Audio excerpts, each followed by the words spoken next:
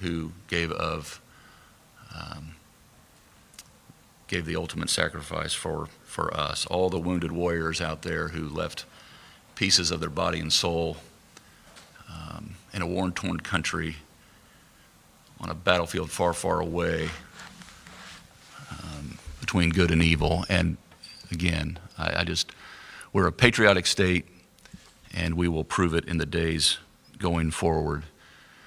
Yesterday morning, we were in receipt as well, officially, as was our congressional delegation, being notified by the Army North Command that up to 5,000 Afghan evacuees will be making their way to Camp Atterbury for a matter of, as has been described to us, for a matter of weeks, not months. And I'll ask General Lyles to provide some detail about what we've been informed over the course of the last week, really 2 weeks, in conversations, questions that I had directly to Homeland Security, the answers that we received, and more, since a couple days have now passed since then. But if you could, General Lyles, if you would go over the basics, and we can get into detail, the when and how active duty will be arriving, Army active duty will be arriving in a supportive role, the when and how the evacuees will arrive at Camp Atterbury, how many that we know of right now on the roster, men, women, and children, when we will know that, ultimately, how they are all being vetted, what their status is at various times, including their mobility inside the wire or inside the gate, and ultimately outside. If you could cover, this is a lot, I know, and I'll help. If you could cover not just the vetting, but then the testing, the vaccination process. What services are we as a state going to be in our supportive role to our federal partners on the hook for? What's it cost? Who pays? The dual status relationship now with General Winslow. And then, I promise this will be my last thing, but then finally, and this is something that I'm really proud of, we have been overwhelmed by, I see Allison Barber here, we have been overwhelmed by Hoosiers who are rushing forward to say, how can I help? And we want to make this as efficient as possible in that process. And so whether it's the Red Cross or a church or an individual, we're not looking to gather my old clothes, even though I think that might help. There are ways to make a significant and profound difference in someone's lives, but it has to be orderly, and that's part of our mission. So you taking notes and writing down words there, so if you could just kind of give us an update on where we are now that we have confirmation, and then we'll open it up for questions. Yes, sir. Thank you, Governor. Appreciate the opportunity today to provide some information on where we are right now with Afghan evacuees. Before I get into that, I'd like to talk a little bit about Camp Atterbury. You know, not a lot of people know what Camp Atterbury is, so let me describe briefly what Camp Atterbury is. Camp Atterbury is 46,000 acres of federally owned property, for the most part, and federally supported, whereby National Guard, Reserve Unit, active duty units can train for their wartime mission. It's also a place where we use our restricted airspace, our air gunnery ranges, and other things to do testing and evaluation for military purposes. It has the capability of housing over 10,000 people, soldiers usually, in dorm-like barracks that are supported by world-class dining facilities, as well as a medical treatment facility that is actually there at Camp Atterbury. It is also supported by 110 state employees that are federally reimbursed, their salaries are, and then we have a garrison command down there that makes up about 220 soldiers that work either full-time or part-time at the facility. Camp Atterbury in the early 1940s mobilized over 100,000 men for World War II and then supported their return and their medical status through the Army hospitals that were erected there. Camp Atterbury also was a site for World War II prisoners from the Italy campaign following the war for a temporary period. Some of those prisoners actually settled in the United States. And Camp Atterbury has mobilized over 120,000 soldiers in the last 12 years for different, in support of our federal mission. Camp Atterbury is well prepared. It's got the right facilities to conduct this temporary mission, and we have the right processes in place to do this mission and to do it right. And so where we are right now is this. There are individuals at a point of debarkation throughout Europe and the Middle East that are being vetted through a multi-agency, multi-layer, multi-dimensional process that includes our agency partners from Homeland Security, the Department of Defense, the Department of State, the FBI, and the National Counterterrorism Commission, as well as other intelligence partners. They are there now vetting everyone that is leaving the point of departure in that region. They will then be cleared to fly to the United States, where they will enter a point of embarkation, and then they will be vetted again through these same processes to validate all of the things that were discovered before they came here and to further set the conditions for the types of visas and or credentials that they hold. Once they pass through that screening process, then they will come to Camp Atterbury, where they will go through a reception, staging, and onward integration process that then puts together a deliberate, detailed, and thoughtful process of vetting done by the Department of Homeland Security, Customs and Border Patrol, FBI, and the Department of State. They will also, during this period of time, be screened medically and be held in a medical hold status for what we think will be about 14 days to determine their medical condition. So that status will be determined through that 14 days by our interagency partners. Their medical status will then be determined as well. And we have right now coming to Camp Atterbury our partners from Fort Hood, over 800 soldiers coming to Camp Atterbury that are an organization of military police, a very robust package of medical augmentees to include physician's assistants, nurses, and medics. We will also have an enabler package that will help us with life support packages and logistical sustainment of the evacuees while they are at Camp Atterbury. We have identified where there may be potential gaps by the Army and by the Indiana National Guard, and we are contracting with the Army Sustainment Command to fill those gaps where there might be weaknesses. So, for example, one of the things the governor charged me was to pay particular attention to what pressure we might put on agencies outside of Camp Atterbury. In light of the fact that we are having a higher positivity rate in COVID, we understand that emergency room wait times are higher than normal. We do not want to pressure local hospitals.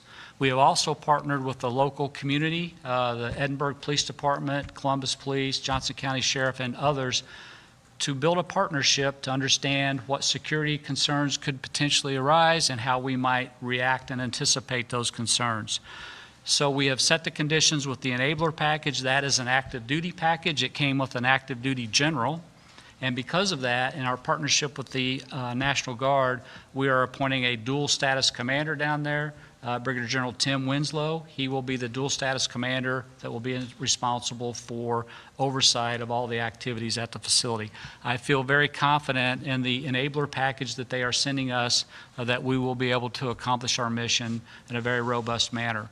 Additionally to the Fort Hood battalion that is coming to us, Army Medical Command at Fort Knox is also sending a medical package up to help us with the medical condition and screening processes that will go on with the evacuees. So what happens once they come to Camp Atterbury? Once they arrive at Camp Atterbury, that's where they will be put into the RSO process, reception, staging, and onward integration.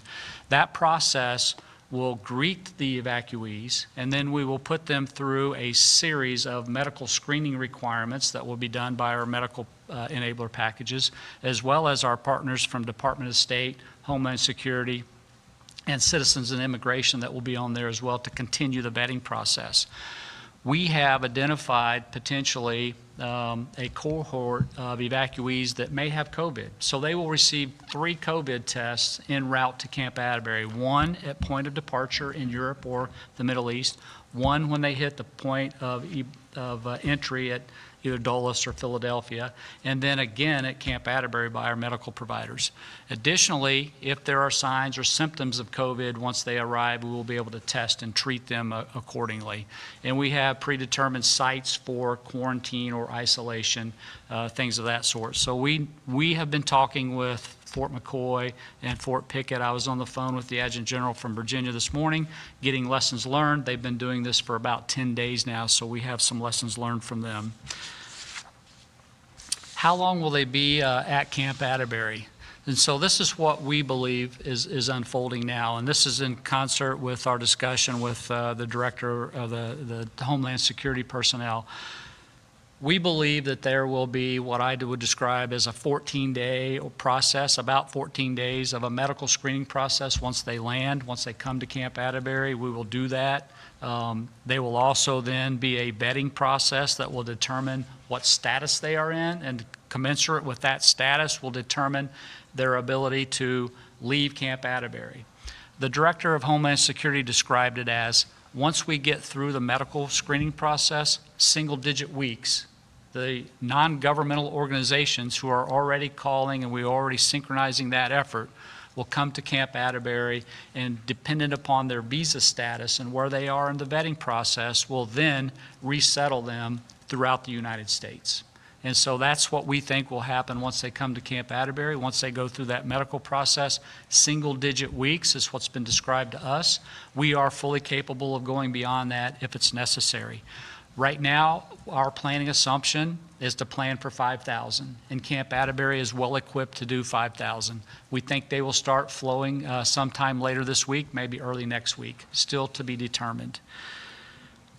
As in regard to COVID, we are very cognizant of the pressure that we could put on the local community because of COVID. So we are very aware of COVID, and I will tell you this, I've been at the hip with Dr. Box since March of 19 and Governor Holcomb, and we have been responding to COVID in a very strong manner since that date. We've done everything from food banks to testing to vaccinations. So we have a pretty good handle on what to expect with COVID, and we're going to be able to leverage that experience over the last 20 months to be able to help with any COVID outbreak. And so some of the questions are, can they leave Camp Atterbury?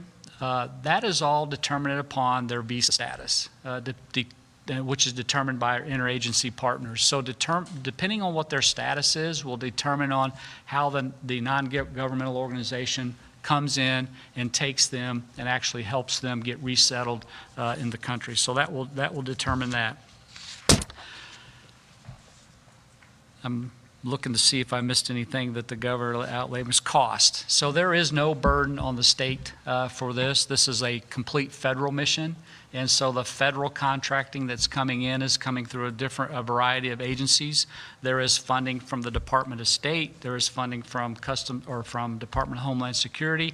And all of that money is being sent right now through the Army Budgeting Office. It has been made readily available to Camp Atterbury, and we have no issues right now with the funding that's coming in order to do this. As far as donations go, there has been an outpouring of donations that's beyond belief.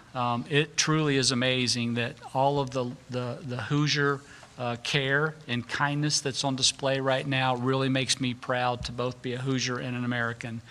And so we are in the process of setting up a formal method for receiving donations and then processing those donations, inventorying them, and getting them into the right hands of the evacuees. That process is still emerging. However, today, you can call the Indiana National Guard, 317-247-3559.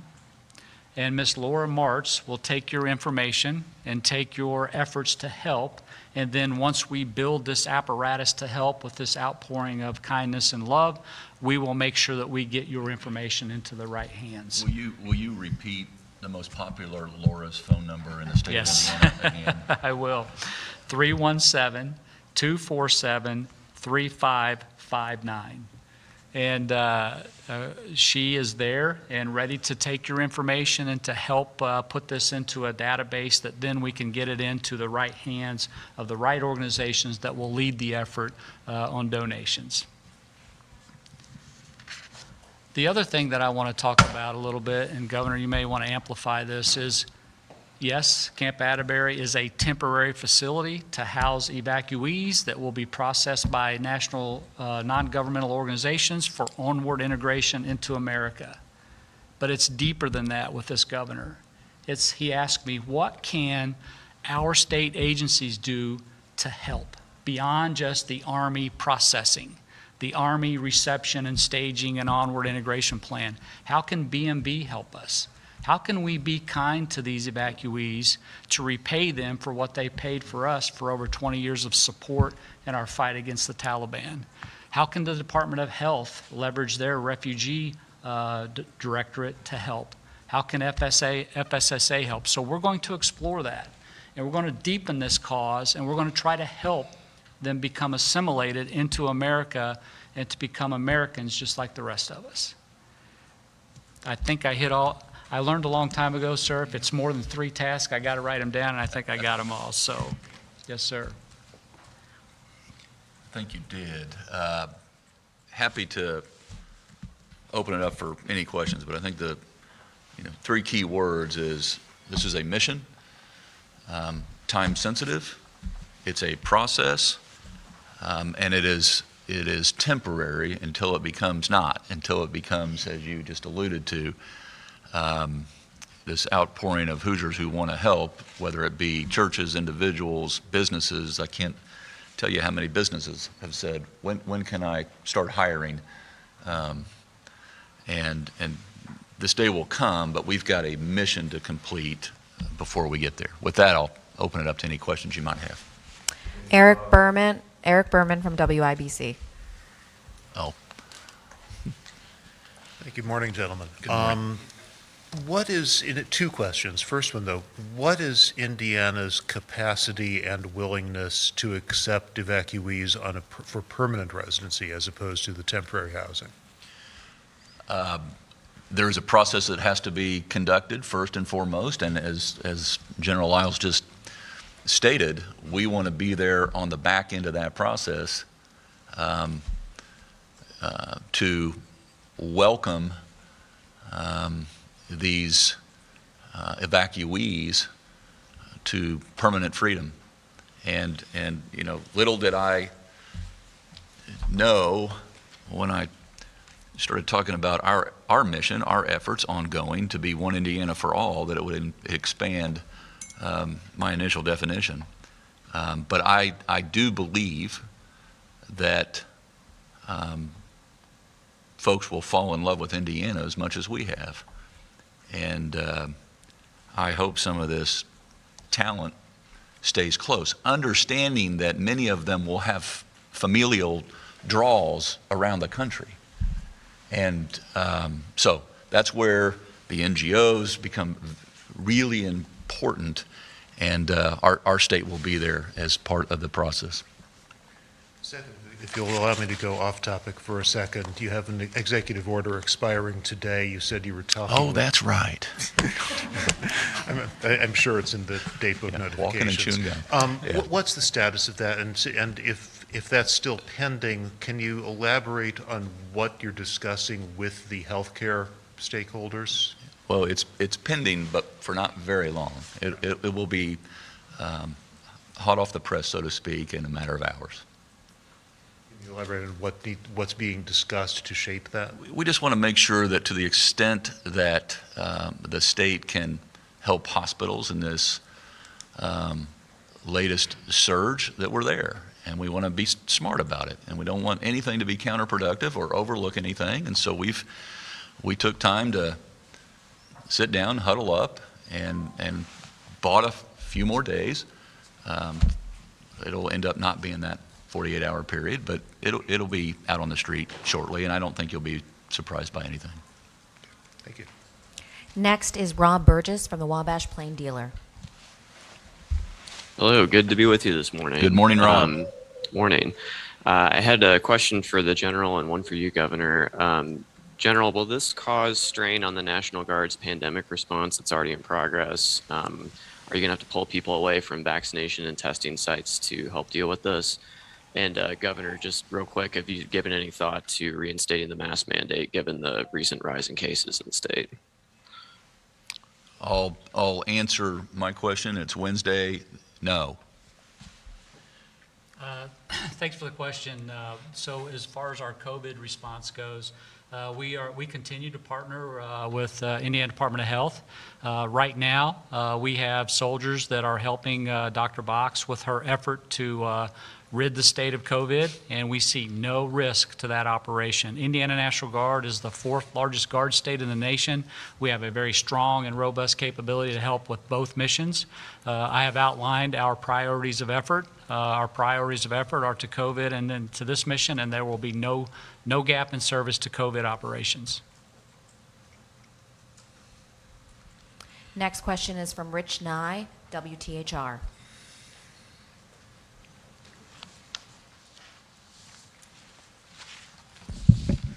So the evacuees will be living in the dorms then, I assume. Are these dorms largely empty, I assume, most of the time, but always at the ready? And what could you describe a little bit about what kind of living arrangements they will be in? Are these, 100 people to one room, 20 people to a room? What do they look like? Yes. Thanks for the question. So Camp Atterbury, being a training facility, is extremely busy from April to August because it's typically used by National Guard and Reserve component soldiers. We have displaced some training units that were coming to Camp Atterbury to other local facilities, and we've done that very timely in order to lessen the impact to our readiness. And so we see no impact to our readiness because we're able to, we've got, for example, a division warfighter that was scheduled to happen at Camp Atterbury. About 4,000 to 5,000 soldiers participate in that. We're going to move that to another facility in Pennsylvania. Very transparent to the unit. Readiness will be sustained. As far as the lodging goes, so once they hit Camp Atterbury and they go through the process, that will determine where they go for lodging. So if you have a family, we have the ability to house families in some of our dorms because they are, I would say, the barracks of today are a lot different than the barracks that I participated in when I came into the Army. And they have air conditioning, they have heating, they have toilet, plumbing, and all those things with that particular room. Then we have what I would describe as open bay barracks. Those barracks potentially could be used to house single males or single females. But again, very nice barracks. All of the heating and air systems, all of the plumbing and all those things work very well. Camp Atterbury is a 21st century multi-dimensional facility that has the most elaborate barracks complexes probably in the Army inventory because of our recent participation in mobilizing soldiers. And I'm not sure if you addressed this. Are there additional Indiana National Guard members being activated to support this? Yes, there are. And so the Garrison Command at Camp Atterbury consists of both a full-time mix and a part-time mix. And that Garrison Command is made up of 220 soldiers, and their entire mission is to run Camp Atterbury. And so we are looking to mobilize that Garrison Command to help with the oversight and the command and control of all the activities on Camp Atterbury. Next question is from Max Lewis, WSBT. Morning, Hi, Max. can you hear me? Yes, sir. Okay, great. I had a couple questions. One of them for General Lyles. You had mentioned that, whether or not the refugees are able to leave Camp Atterbury depends on their visa statuses. Can you sort of, depending on what you know about that, can you go into what those different visa statuses are and what that means for their ability to leave and whatnot? And then I have a question for the governor afterwards. Sure.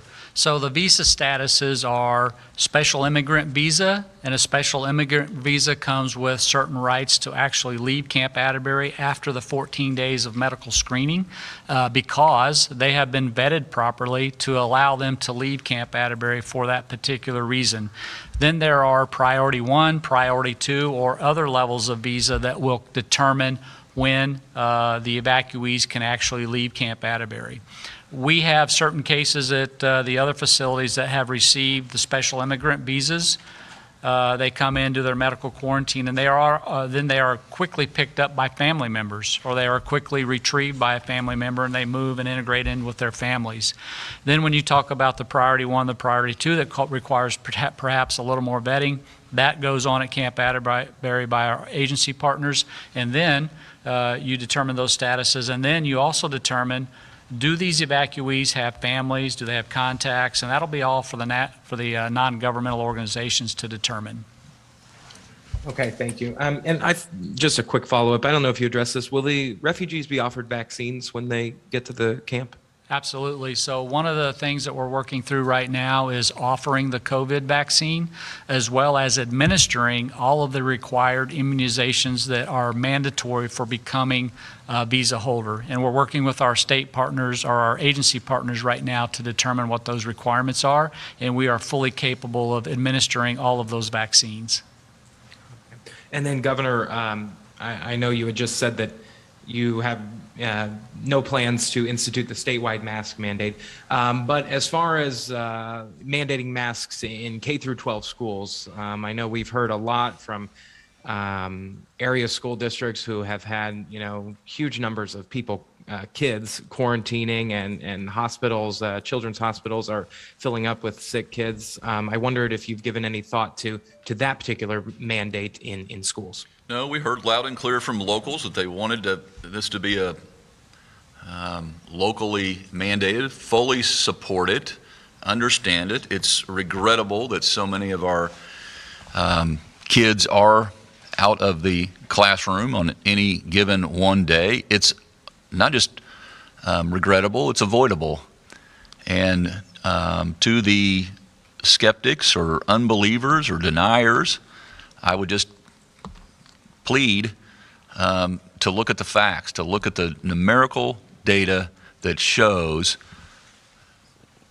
we can all stay safe if you get vaccinated. And that truly is, my appeal is to get vaccinated. This is what is interfering with our supply chains. This is what is holding parts of our economy back. This is what is pulling our kids out of school.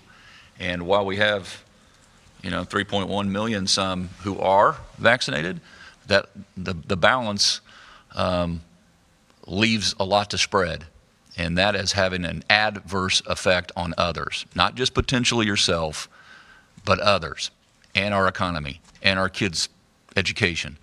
So I would just ask to think beyond yourself. Our next question is from Russ McQuaid, Fox 59.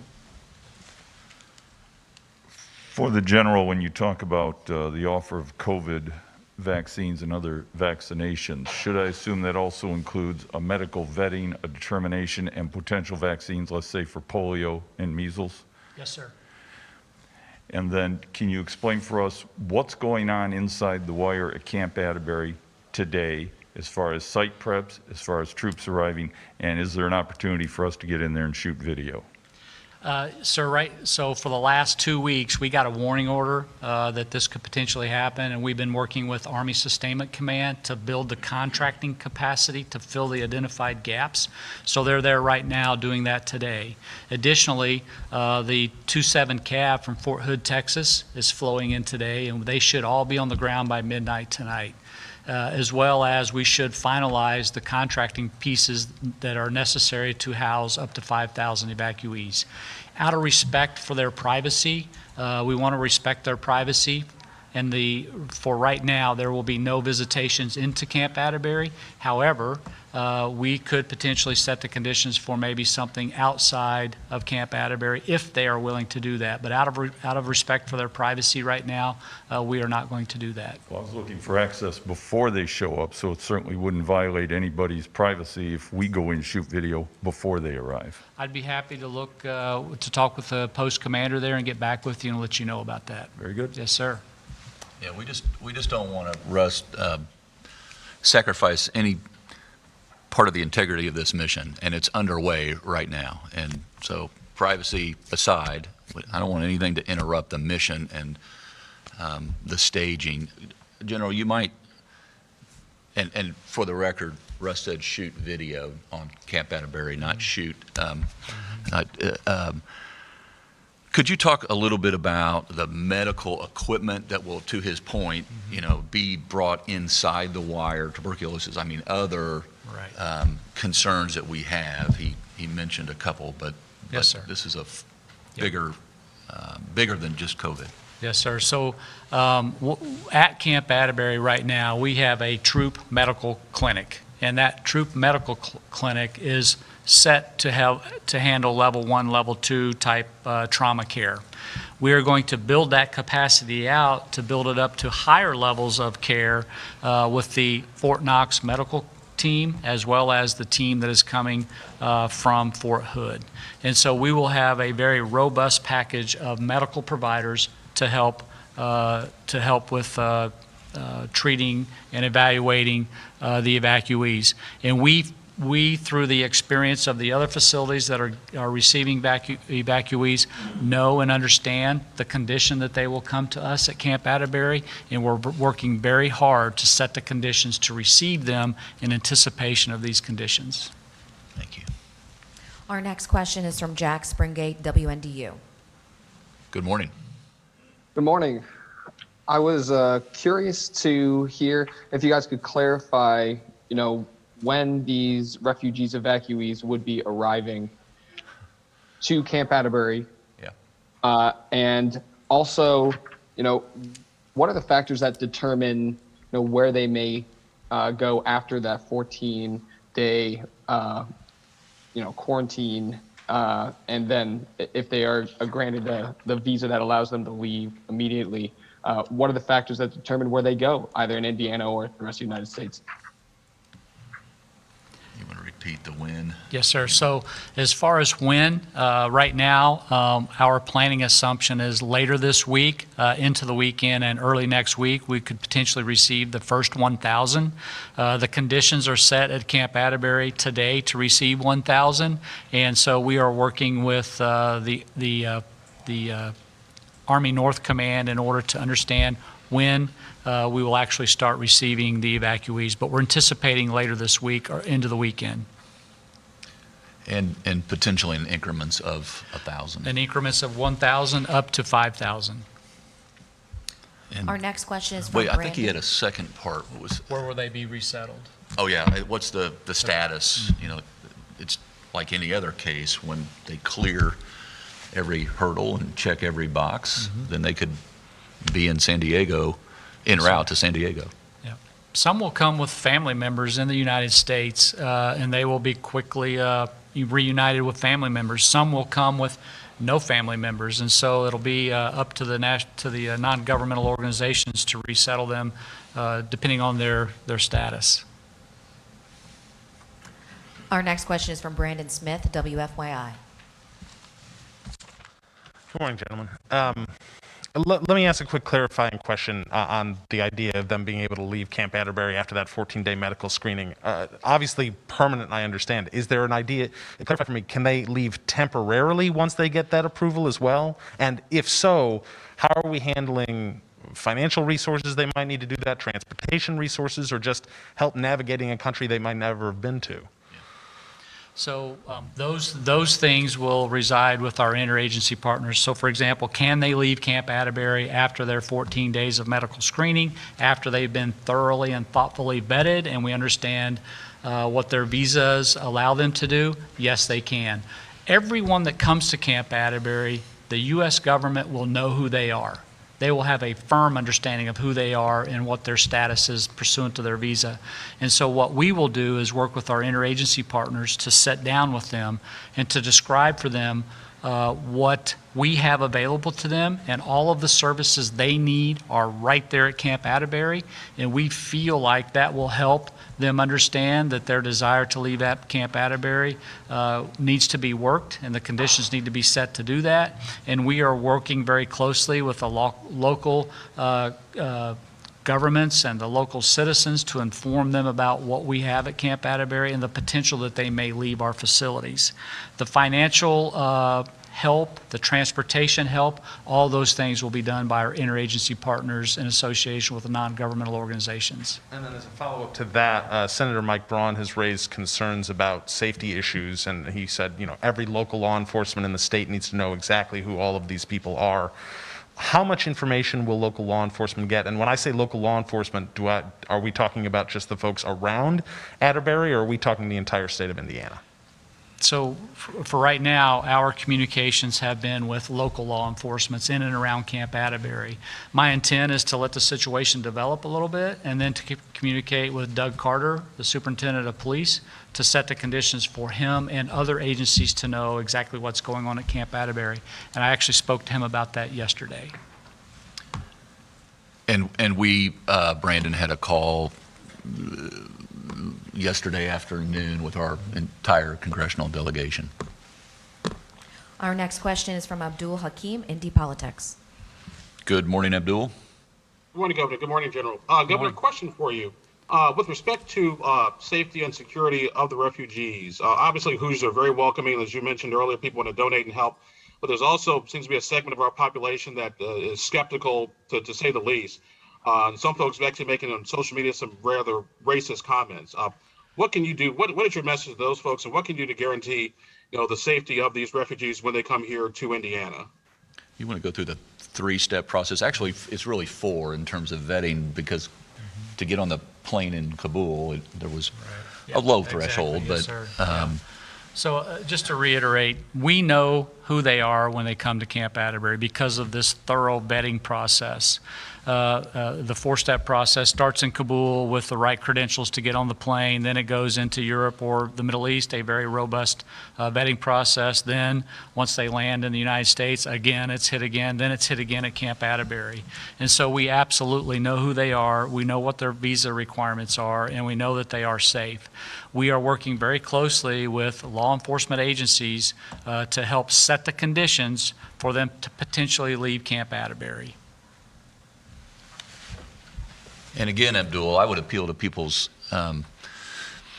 hearts and minds in the sense that these are the same folks who, for decades, have assisted and aided us in on a very dangerous terrain. Translators, helping with our military, diplomatic efforts, people who worry about waking up tomorrow, and understanding that we're going to be, for those citizens out there who may question, this is where transparency will be paramount, to make sure that we're sharing what we know real time, and we'll be very honest. If we don't have a question answered, we'll go get the answer, and work with our federal partners to not just commence but conclude this mission. Our next question is from Nikki Kelly, the Journal-Gazette. Hi. Two quick questions, gentlemen. First, kind of a follow-up to Abdul's question, which is less about, well, basically, are you concerned that Camp Atterbury could become a target for any attacks, is the question. And then secondly, Governor, I was just curious, did you actually have any say in this? In other words, could you have blocked it if you were uncomfortable, or you just kind of have to be along for the ride? You want to go first, and then Yes, I'll yeah. talk about my So as- avoidance of a yeah. temper tantrum? Sure. So physical security measures have been heightened at Camp Atterbury, as they always are when we have guests that train there from different agencies. We have increased our level of awareness, our situational awareness in and around the facility, and we are monitoring those things that would trigger our state of readiness. But right now, we have no indicators that are saying that we have become a target of any sort by doing this mission. But we are alert, and we are mindful that that could present itself. And with the military police that we have coming from the 27 Cav from Fort Hood, augmented by the current security apparatuses at Camp Atterbury, we feel very confident that we can provide a safe and secure environment for all of the evacuees. Nikki, I guess I could have made it difficult. Could have maybe thrown a temper tantrum. Could have been an obstacle. A, that's not who I am. B, that's not helping. And we are what's been obvious to me and for a long time, and especially over the last couple weeks, as there's been a lot of speculation about what may happen, I have grown more confident in our ability to know who these evacuees are and to process them as if they're going through boot camp. And I just think about the last 10 years, 20 years, folks who are either trying to get on a plane to freedom or going overland under the cover of night, just hoping they won't get stopped and executed like their family members and neighbors have been. We need to be there for folks who are there for us, period. And we got to do it smartly, and we got to be safe about it, and we've got to go the extra distance. We've got to make sure that we're using everything at our disposal to welcome folks here who we sure welcomed their help. Our next question is from Leanne from the Daily Journal. Good morning. Hi, thanks for taking my question. So, the Daily Journal covers the area near Camp Atterbury, and people have been wondering about how protected they'll be from the evacuees when they leave, and if there's any concern about that. What assurance would you give them about their protection, and what role do local police play in that? I was also wondering if you'll have any reliance on local hospitals to help with any medical treatment, and if you've coordinated that with them, if so. Thanks for the question. So as far as the evacuees presenting a risk to the surrounding community, that risk has been all but eliminated by the vetting process. And I just restate that we know who's coming to Camp Atterbury, and the vetting process that is being done has all but reduced the risk of things that might happen by the evacuees, number one. Number two, we have worked extremely hard and put forth a deliberate planning process to mitigate the pressure outside of Camp Atterbury to the local community.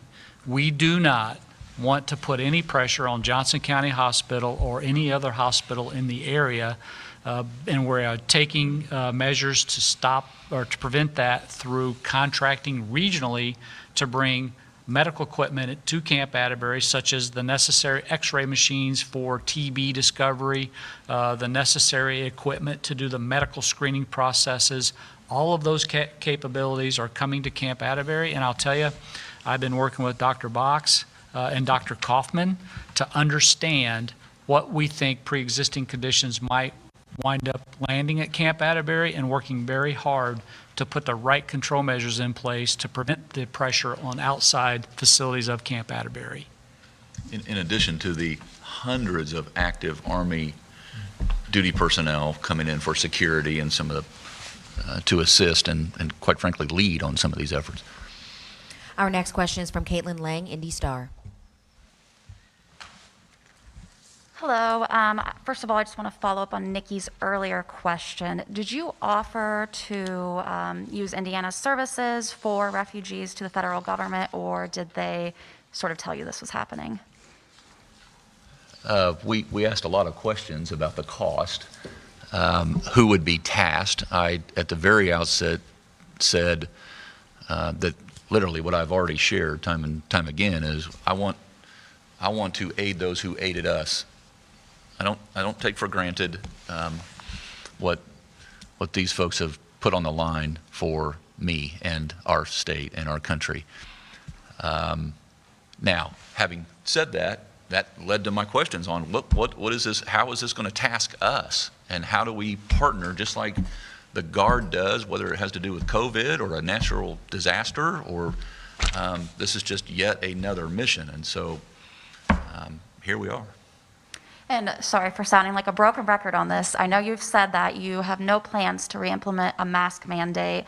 Can we expect to see any other restrictions in this executive order today? And if not, is there a certain data point where you would look at implementing any sort of restrictions, such as capacity, mask, anything? I'm trying to do everything I can to get people to see the answer to the problem. And the answer to the problem is getting vaccinated.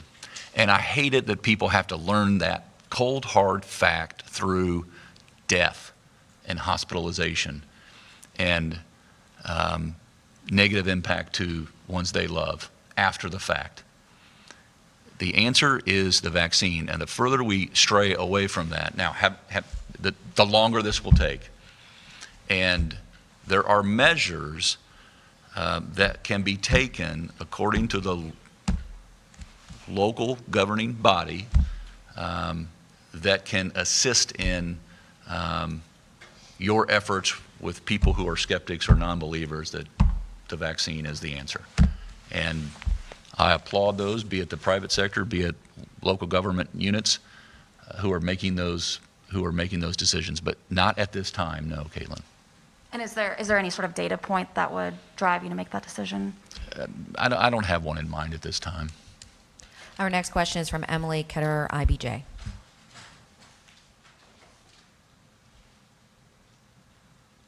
Hi, I just have one quick question. So you said Camp Atterbury has the capacity or is well equipped to take 5,000 refugees. Is there a capacity to take more if needed? And could you be prepared for that if that comes? Yes. Camp Atterbury has enough hard stand building to house 10,000 soldiers. And so we could rapidly grow to 10,000 if needed. And we could even exceed that capacity with further build out and contracts. Our next question is Whitney Downard, CNHI. Good morning. I wanted to ask specifically about if there was going to be any mental health care availability. A lot of these refugees are going to be incredibly traumatized, and I know that some of them will only be there for 14 days, but I was wondering if Camp Atterbury had any capacity to offer those types of services. Yes, there are mental health practitioners inside of the medical augmentation packages that we are getting, and in my conversations with FSSA, they have also volunteered to lend a hand if we need it. So yes, the resiliency of all of the evacuees will be tested because they have been through a very traumatic 4 weeks or 5 weeks, and so we recognize that as a pre-existing condition when they land, and we are setting the conditions to help with that. And then also with these NGOs, when exactly are they going to be on the ground, helping those refugees get to where they're going to go, and are any of those Indiana-based? We expect the NGOs to start arriving today and to continue to arrive throughout the process. I am vaguely familiar with some Indiana organizations that are calling and offering their assistance, and we are going to work very hard to help them understand the processes so that we can rely upon Indiana NGOs to help us. Thank you. Our next question is David Williams, Wish TV. Good morning to both of you. Good morning, David. Two-part question. One, do we have any idea roughly how many refugees have decided or might decide to stay here in Indiana? And then my next question, once they decide to leave Camp Atterbury, could you go into a little more detail about the services that will be in place and ready for them once they decide to leave? The answer to the first part is no, we don't, we're not there yet. And the second, you just might want to tick off the list real quick. Yes, sir. So the second part of your question, once they leave Indiana, what services will be available to them when they're resettled in San Francisco or Detroit or someplace like that? Or here. Or here. So I Specifically can tell you inside of Indiana, there will be a very strong package of state agencies that are willing to help. The governor made that very clear to me throughout this process. As far as onward integration into other communities throughout the United States, I'm not familiar with what the NGOs provide, but I can tell you USAID and other organizations are very good at handling this, and we expect that they'll handle this very professionally and do a good job with it. Are you able to give a couple examples of what services could be here in Indiana? Right. Yes. So inside of the Department of Health, there is a branch that helps with resettlement, and Dr. Box is tuned into that, and she's willing to help. Inside of FSSA, there are resiliency and other things associated with mental health and therapy. Then there's, at our disposal, the governor told me today, BMV, how do you help them get a driver's license? How do you assimilate them into the schools? How can we get Department of Education involved? So he's given us the green light to help with that process. And as this starts to mature and we start to see where we are, we'll work very hard to go beyond just receiving, staging, and onward integration. We will help to resettle those that want to remain in Indiana the right way. If they have the status to remain, the services will be there for them. And for every employer that's saying, I'll hire 450 of them right now as soon as they're cleared, so Department of Workforce Development, you can just go through every agency, every department, and if they are cleared, then we will have their attention while they're inside the wire. And there's again, that goes right back to the process, this temporary process, and moving from one stage to the next, to the next, to the next. We'll make sure that as they determine what lane they want to get in, where they want to go, that hopefully our Hoosier hospitality shines through and is attractive. Thank you. Thank you. Our last question is from Tom Davies, AP. Hello. A couple quick things, Governor. Is there plans or accommodations being made for any of the children that come to get them in schools, or will that be something that happens after they are resettled? Yeah. After, you can elaborate. This is, if you keep the word temporary top of mind, we're not there yet. That's not part of this mission at this time, because they don't have the status, or they're not at that stage. So education is not something the federal government is throwing resources behind.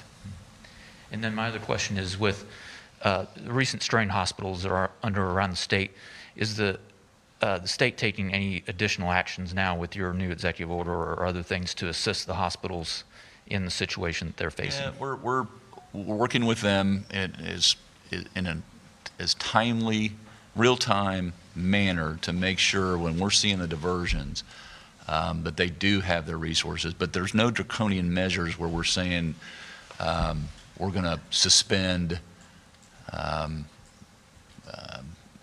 non-emergency procedures, as an example. But we want to make sure that, again, understanding who is responsible for these diversions, and that are the very folks, 99% of them, that come in and aren't vaccinated. So no draconian measures at this time. But again, the executive order will be updated and out on the street in a matter of hours. This concludes today's press conference.